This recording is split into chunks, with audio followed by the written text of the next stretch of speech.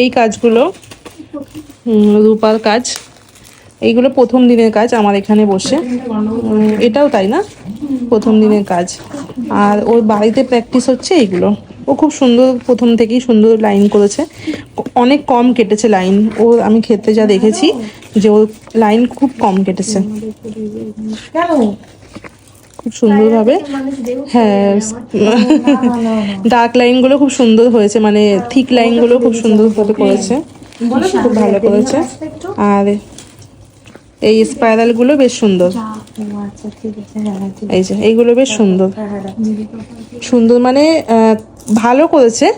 But হচ্ছে গিয়ে অনেক বড় বড় টাইপস হয়ে গেছে, মানে প্রেশার মোটামুটি ঠিক আছে, বাট অনেকটা দেখো বড় বড় টাইপসের করেছে, অনেকটা বড় টাইপসের করেছে। দেখাবো, ও বলছে পাশের থেকে বলছে এটা দেখাও, এটা ভালো হয়েছে। এই যে হয়েছে, বাট একটু বড় টাইপসের হয়ে গেছে। আর আজকেও ওদের এগুলো ভুল হয়েছে, ওরা বাড়িতে প্র্যাকটিস করেছে। তারপরে আজকে এইগুলো ওকে আমি গাইড করেছি এখানে। তারপরে এই ফিনিশিংয়ে এই আসতে, এটা এত কথা বলে না, হচ্ছে এটা হচ্ছে এই স্প্যারালগুলো ও এখন করেছে। তার মানে কতটা শুধরে গেছে ও। আমি দেখাই পাশাপাশি কাজগুলো দেখে।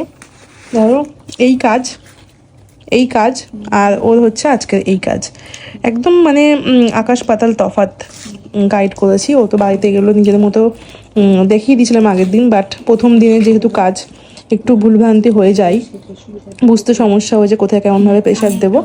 তারপরে এত সুন্দরভাবে প্র্যাকটিস করেছে, মানে স্পাইরালগুলো ভীষণ সুন্দর, মানে খুব সুন্দর, খুব সুন্দর ফিনিশিং, ভীষণ সুন্দর। আজকেও এই যে ফিলার্সের কাজ করছে, যে ফিলগুলো আছে এগুলো খুব সুন্দরভাবে, এটাও দেখো কত সুন্দরভাবে করেছে, ফার্স্টে খুব সুন্দরভাবে করছে।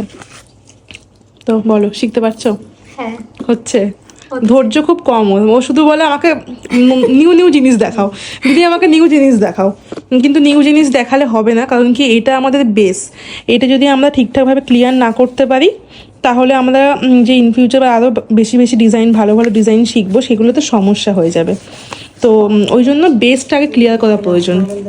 তো ওই জন্য ও চাইলেও আমি নিউ জিনিস দেখাতে পারছি না, কারণ কি বেস যদি যতক্ষণ না ক্লিয়ার হবে ততক্ষণ নিউ জিনিস আমি দেখাবো না, এটা বলেই দিয়েছি। তো আজকেও অনেকটা কাজ অনেকটা ক্লিয়ার, তো তারপরে আবার নিউ নিউ জিনিস দেখানো হয়েছে।